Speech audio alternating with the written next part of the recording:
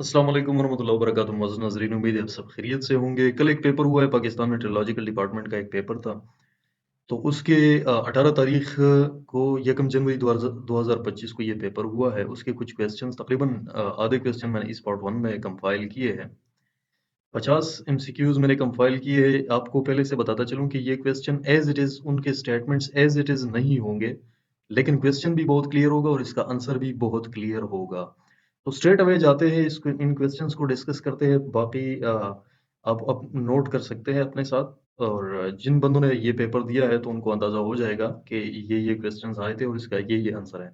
As it is वो statements नहीं होंगे, लेकिन जो डिमांड है क्वेश्चंस की और उसका आंसर क्या हो सकता है पॉसिबल, वही मैंने ढूँढा है, और वही क्वेश्चंस मैंने ढूँढ कर निकाले हैं, और वही आंसर्स हैं, एग्ज़ैक्ट आंसर्स हैं। तो स्ट्रेट अवे लेट्स गो। तो हमारे पास जो पहला क्वेश्चन जो पहला है, वो ये है कि एक एमसीक्यू था कि 100 माइल्स पर आवर की स्पीड से जब वाइंड चलती है, तो वो कितने नॉट्स होंगे? तो वो कैलकुलेशन जब मैंने किया तो 87 नॉट्स है। जिन बंदों ने 87 नॉट्स लगाया है, तो that is the right and correct answer. तो ये हमारे पहले क्वेश्चन का जवाब है। दूसरा क्वेश्चन वैसे ये रैंडम मैंने पिक किए हैं। क्वेश्चन का ऑर्डर वही नहीं हो वो नहीं होगा जो आपके पेपर में था। लेकिन आप तो चूज़ कर सकते हैं अपने लिए, यही क्वेश्चंस थे। आप खुद एग्ज़ैक्टली वही ज़रूरी भी नहीं है कि वही ऑर्डर आप फॉलो करें, बस क्वेश्चंस को आप देखें। तो दूसरा क्वेश्चन था, how many uncles of Muhammad सल्लल्लाहु अलैहि वसल्लम एक्सेप्टेड इस्लाम? तो नबी मेहरबान सल्लल्लाहु अलैहि वसल्लम के तकरीबन 10 चाचा थे। तो उनमें से सिर्फ 2 ने इस्लाम कबूल किया था। एक हज़रत हमज़ा रज़ियल्लाहु तआला अन्हु था और एक हज़रत अब्बास रज़ियल्लाहु तआला अन्हु था। तो 2 जो उस ऑप्शन में था, जिस बंदे ने भी 2 लगाया, वो आंसर जो है उनका ठीक है। तीसरा क्वेश्चन हमारे पास है कि हज़रत फातिमा रज़ियल्लाहु तआला अन्हा डाइड आफ्टर मोहम्मद सल्लल्लाहु अलैहि वसल्लम, पास्ड अवे यहाँ पे लिखना चाहिए था एहतरामन। बस गलती से ये लिखा गया है। फास्ट अवे आफ्टर मोहम्मद सल्लल्लाहु अलैहि वसल्लम, तो कितने वक्त बाद नबी मेहरबान सल्लल्लाहु अलैहि वसल्लम के फौत होने के बाद ये फौत हुई थी हज़रत फातिमा फातिमा ज़हरा रज़ियल्लाहु तआला अन्हा। तो ये 6 महीने बाद, नबी मेहरबान सल्लल्लाहु अलैहि वसल्लम के 6 महीने बाद ये वफ़ात पा चुकी थी। फोर्थ क्वेश्चन हमारे पास है, what was the age of Muhammad सल्लल्लाहु अलैहि वसल्लम ड्यूरिंग हर्ब फुज्जार? जो हर्ब फुज्जार हुआ था, जो जंग हुआ था, उस वक़्त नबी मेहरबान सल्लल्लाहु अलैहि वसल्लम का उम्र तकरीबन 15 साल था। ये कंट्रोवर्शियल इश्यू है, बाज़ लोग 14 साल, बाज़ 15, लेकिन जितना मैंने तहकीक किया तो 15 साल जो है वो that is the right answer. जिस बंदे ने भी 15 साल लगाया है तो उसका जवाब ठीक है। व्हाट वाज़ मोहम्मद सल्लल्लाहु अलैहि वसल्लम एज ड्यूरिंग द हजर अस्वद प्लेसमेंट? मीन जब जब हजर अस्वद का मसला आया था, तो उसी वक़्त जब हजर अस्वद को फिट किया जा रहा था और उसके ऊपर उन कबाइल का मसला हो गया था, तो नबी मेहरबान सल्लल्लाहु अलैहि वसल्लम का उम्र उस वक़्त 35 साल था। नबी मेहरबान सल्लल्लाहु अलैहि वसल्लम ने उसको फिर वो डिसाइड किया था, और सारे लोगों ने इसके ऊपर इत्तेफ़ाक किया था कि नबी मेहरबान सल्लल्लाहु अलैहि वसल्लम सादिक़ है, अमीन है, और किसी का इसके साथ कोई इख्तिलाफ़ नहीं है। तो लिहाज़ा नबूवत से 5 साल पहले ये वाक़या आया था, और नबी मेहरबान सल्लल्लाहु अलैहि वसल्लम ने उसी हजर अस्वद का फैसला किया था। छठा क्वेश्चन जो हमारे पास है, विच सूरा वाज रिवील्ड ट्वाइस? तो ये सूरह हम दिया गया था पेपर में। हम जिसने भी लिखा था उसमें तीन क्वेश्चंस और भी, तीन ऑप्शंस और भी दिए गए थे। उसमें सूरह निसा भी था, सूरह आल इमरान भी था, और सूरह बकरा भी था, और ये सूरह हमद भी था। हालांकि बहुत सारे उलमाए किराम यही कहते हैं, मुहक्किकीन, के ये भी सिर्फ एक मरतबा नाजिल हुआ है, लेकिन बहरहाल हम पेपर के लिहाज से बात करते हैं, तो पेपर के लिहाज से ये क्वेश्चन ठीक था। बहरहाल, how many years after their marriage did हज़रत खदीजतुल कुबरा रज़ियल्लाहु तआला अन्हा पास्ड अवे? तो नबी मेहरबान सल्लल्लाहु अलैहि वसल्लम की शादी के बाद तकरीबन 25 साल बाद ये वफ़ात हुई थी, और वो फिर वो नबूवत का 10वां साल था। आमुल हुज़्न, नबी मेहरबान सल्लल्लाहु अलैहि वसल्लम का चचा भी उस साल वफ़ात पा गया था। तो उसी साल को आमुल हुज़्न यानी कि ईयर ऑफ सॉरो भी कहा जाता है। 8वां हमारे पास क्वेश्चन है, how many suras of the holy Quran starts with a single letter? तो 3 सूरा है इस तरह के कुरान में जो सिर्फ एक ही अ, हर्फ से शुरू होते हैं, क़ाफ, नून, स्वाद। ये 3 सूरा है। तो जिस बंदे ने भी 3 का ऑप्शन सेलेक्ट किया है, I think that is the right answer. When was wine banned and prohibited in Islam? शराब की हुर्मत जो थी, वो उसका हुक्म कब आया था? ये शराब जो है, आपको बताता चलूँ कि ये आहिस्ता-आहिस्ता इसकी हुर्मत हुई थी, मतलब 8वीं हिजरी तक, लेकिन ये इसकी जो पहली मर्तबा इसकी हुर्मत का हुक्म आया था, वो 4 हिजरी को आया था। When were the laws of inheritance revealed in इस्लाम?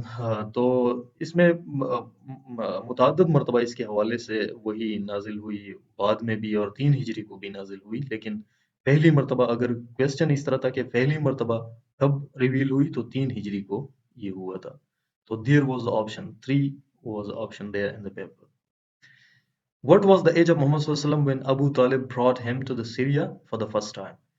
पहली मर्तबा नबी मेहरबान सल्लल्लाहु अलैहि वसल्लम सीरिया को जब गए थे, शाम को जब गए थे, तो नबी मेहरबान सल्लल्लाहु अलैहि वसल्लम का उम्र जो था वो 12 साल। तो 12 years the right option. 11वां हमारे पास क्वेश्चन है, what was the age of Muhammad सल्लल्लाहु अलैहि वसल्लम when Abu Talib brought him to Syria? Sorry, ये क्वेश्चन हो गया।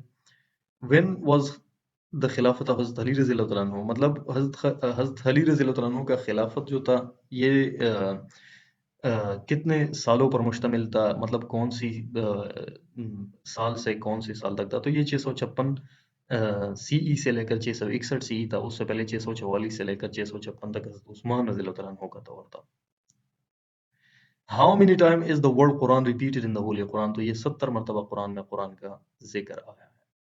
What is the currency of Azerbaijan? तो अजरबैजान की करेंसी जो है वो मनात है। Who supports Pakistani developmental projects? इस तरह का एक क्वेश्चन था, उसमें IMF, वर्ल्ड बैंक और एशियन डेवलपमेंट बैंक दिया गया था। उसमें ऑप्शंस दिए गए थे, ये 3 ऑप्शंस दिए गए थे और अब एक चौथा ऑप्शन जो दिया गया था वो ये था कि ऑल ऑफ दीज।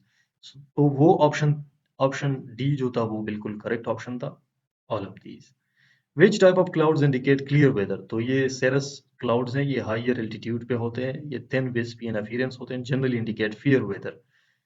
तो ये ऑप्शन ठीक था, जिस बंदे ने भी ये लगाया है तो वो ठीक है। ये क्लाउड्स के अक़साम है, cirrus है और स्ट्रेटस है, इस तरह और भी 2-3 अक़साम। When were the first general elections of Pakistan held? 1970 में हुए थे। ये एक ऑप्शन 5 दिसंबर था, एक 7 दिसंबर था, तो इसमें 7 दिसंबर जो था वो करेक्ट ऑप्शन था। बाकी तो एक 1971 दिया गया था, एक और ऑप्शन दिया गया था, but the right answer is 7 December 1970। When did the Simon Commission arrive in India? तो ये 3 फरवरी 1928 को अराइव्ड हुआ था। 1 degree change in the Fahrenheit scale is equal to how much change in the Celsius scale? Means अगर आप Fahrenheit से change करेंगे degrees में सेल्सियस में, तो वो 0.5 सेल्सियस स्केल पे आता है। लेकिन अगर आप इसका उल्टा करेंगे, अगर क्वेश्चन इस तरह कुछ आ जाए कि मतलब सेल्सियस स्केल पे 1 डिग्री का चेंज फ़ारेनहाइट स्केल में, तो वो फिर ज़्यादा होगा, 1.8 होगा। अगर आप इसको कैलकुलेट करेंगे तो 180 डिवाइड बाय 100 करेंगे, तो क्योंकि फ़ारेनहाइट स्केल पे हमारे पास 180 डिग्रीज है और सेल्सियस स्केल पे हमारे पास है 100 डिग्रीज। तो सिंपली आप 180 को 100 पे डिवाइड करेंगे तो आपके पास ऑप्शन आएगा, राइट आंसर आएगा। तो जिस बंदे ने भी 0.56 लगाया वो आंसर ठीक है। और for how long was the family of Muhammad सल्लल्लाहु अलैहि वसल्लम इन एक्साइल इन शबी अबी तालिब? ये 3 साल गुजारे थे वहां पे, तो 3 years was the right option. Who named, paper में तो ईयर्स नहीं दिए गए थे, सिर्फ 3 दिया गया था, 6, 4 इस तरह के ऑप्शंस दिए गए थे, लेकिन जाहिर सी बात है इसका मतलब ईयर्स ही था। हु नेम्ड मोहम्मद सल्लल्लाहु अलैहि वसल्लम एज अहमद? ये भी एक कंट्रोवर्शियल बात है, क्योंकि बाज लोगों के नज़दीक ये हज़रत आमना जो नबी मेहरबान सल्लल्लाहु अलैहि वसल्लम की वालदा थी, तो उसने पहली मर्तबा रखा था। लेकिन चूंकि क्वेश्चन कुछ इस तरह दिया गया था कि उसमें अंकल्स का जिक्र आया था, तो अबू तालिब जो था वो द राइट ऑप्शन यहाँ पे ठीक था। War and peace is a book written by, war and peace जो था ये किताब है, उसमें ऑप्शंस दिए गए थे लीव टॉल्स्टॉय, या मतलब बाज लोग इस तरह कहते हैं, लीव टॉल्सी कहते हैं इसको। एक खलील जिब्रान का नाम दिया गया था, वो तो शायर था, वो तो इसमें ऑप्शन आ ही नहीं सकता था। एक विलियम वर्ड्सवर्थ आई थिंक इस तरह का कुछ लिखा गया था, वो भी एक नेचर के ऊपर पोइट्री करने वाला था। बहरहाल the right option was Leo Tolstoy. In which Hijri year were the order of Tayammum revealed? तो ये 4th हिजरी है। 4th Hijri was the right option. And which planet would there be the longest day? तो Venus, Earth, Mars, Saturn, Jupiter इस तरह के options दिए गए थे। तो Venus में जो लॉन्गेस्ट डे जो होता है वो Venus में होता है। इसका एक्सप्लेनेशन मैंने नीचे दिया हुआ है कि क्यों इस तरह होता है। तो 243 अर्थ डेज का इक्वल होता है। बहरहाल the right option was Venus. What is the highest metal in lightest metal in the world? Lightest metal में जिंक दिया गया था, लिथियम दिया गया था और 2 ऑप्शंस और दिए गए थे। तो जाहिर सी बात है लिथियम इज द लाइटेस्ट। अगर आप पीरियोडिक टेबल में भी देखें तो it was simple. He did not come yesterday और he does not come yesterday, इस तरह का एक सेंटेंस दिया गया था। एग्जैक्टली यही सेंटेंस नहीं था, उसमें शी था। बहरहाल ये जो क्वेश्चन था इसमें डिड नॉट था, डज नॉट था। अगर आप देखें तो यस्टरडे का जिक्र आ गया है, तो यस्टरडे का मतलब यह है कि ये पास्ट टेंस हो गया। जब पास्ट टेंस हो गया तो यहाँ डज नॉट तो आ नहीं सकता, हैज नॉट लिखा गया था तो वो भी नहीं आ सकता, वो परफेक्ट की तरफ बात चली जाएगी। तो यहाँ पे right option was did not, और एक्सप्लेनेशन मैंने इधर लिखी है कि डिड नॉट कहा कब आ सकता है। It is the past tense auxiliary verb and it should be followed by the base form of the verb come for correct past tense construction. Does is used for the present tense. 27वां question है when did the fall of the Berlin wall take place. तो 9 नवंबर 1989 को। अभी story पूरी मुकम्मल कहानी बताने का वक्त नहीं है, बहरहाल this was the right option, 9 November 1989। How many people have received the निशान हैदर अवार्ड येट। पाकिस्तान, इस तरह का एक क्वेश्चन आया था, उसमें 10 ऑप्शन दिया गया था, 11 ऑप्शन दिया गया था और 12 भी दिया गया था, एक और भी ऑप्शन था। बहरहाल 11 ये जो था ये सही ऑप्शन था। अभी तक जो पाकिस्तान का निशान हैदर, पाकिस्तान आर्मी का जो निशान हैदर अवार्ड है वो सिर्फ 11 बंदों को मिला है। लास्ट टाइम कारगिल के वॉर 1999 में मिला था सिपाही। Who was the viceroy during the partition of Bengal. तो पार्टीशन ऑफ बंगाल के दौरान वाइसराय जो था वो लॉर्ड कर्जन था। What is the total number of गजवात। गजवात फॉट बाय प्रॉफिट मोहम्मद सल्लल्लाहु अलैहि वसल्लम। गजवा उसी जंग को कहते हैं जिसमें नबी मेहरबान सल्लल्लाहु अलैहि वसल्लम ने खुद शिरकत की हो, और एक सरियात होते हैं। तो सरियात जो है वही जंग होती है जिसमें नबी मेहरबान सल्लल्लाहु अलैहि वसल्लम खुद मौजूद नहीं हो, तो वो 56 है। और ये जो है गजवात जो है वो 27 है। So this was the right option. 31वां हमारे पास क्वेश्चन है 31वां हमारे पास क्वेश्चन है when did the first census took place in Pakistan. तो ये 1951 है, 1951 में पहली मर्दमशुमारी हुई थी। Who discover the first polio vaccine. Jonas Salk ये था। इसका एक तीसरा भी एक नाम है इधर। बहरहाल this was the right option. एक अलेक्जेंडर फ्लेमिंग दिया गया था, 2-3 और ऑप्शन दिए गए थे, लेकिन वो तो आ नहीं सकते क्योंकि उन्होंने पेनिसिलिन को डिस्कवर किया था, तो बहरहाल डेवलप किया था, तो वो तो ऑप्शन था ही नहीं। बहरहाल अगर कॉमन सेंस लगाया जाए तो वो ऑप्शंस नहीं आ सकते थे।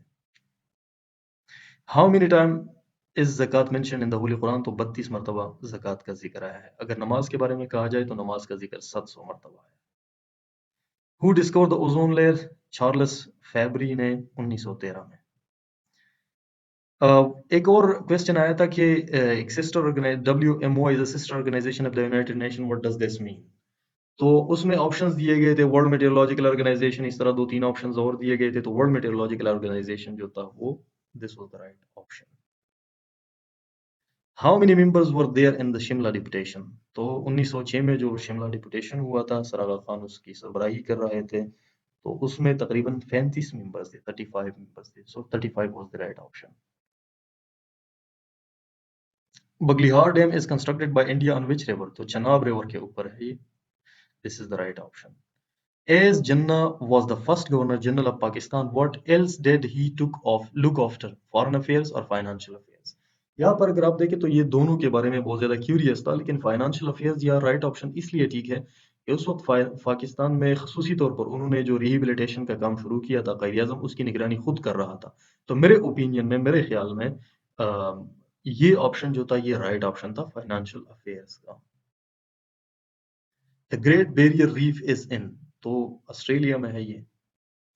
How many players does ice hockey consist of. तो ये आइस हॉकी जो है ये 6 प्लेयर्स के ऊपर कंसिस्ट होता है। बाकी जो आम हॉकी का टीम होता है वो 11 मेंबर्स या 11 प्लेयर्स पर मुश्तमिल होता है।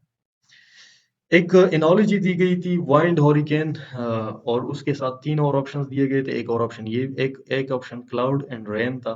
तो अगर आप देखें तो वाइंड की वजह से जब हवा बहुत ज्यादा हो जाती है तो हॉरिकेन आ जाता है, और इसी तरह क्लाउड से बारिश आता है। और वही बता दूंगा कि क्लाउड जितने भी ज्यादा हो तो ज्यादा रेन होती। सिंपल सी बात है। व्हाट डज, ये एक एडियम दिया गया था जो flog a dead horse means. उसके 3 और ऑप्शंस दिए गए थे, लेकिन the right option was to waste one's efforts. Difference of pressure creates. जाहिर सी बात है कि प्रेशर का डिफरेंस जो आता है वो उसके जरिए से जो है वाइंड क्रिएट होती है। Troposphere is important for weather phenomenons. असल में ये क्वेश्चन कुछ इस तरह था कि वेदर फिनोमिनन्स के साथ रिलेटेड क्वेश्चन था, और उसमें ट्रोपोस्फियर जो था वो ऑप्शंस में नीचे दिए गए मौजूद था, लेकिन troposphere was the right option there. तो जिस बंदे ने ट्रोपोस्फियर लिखा है वो आंसर उसका ठीक है।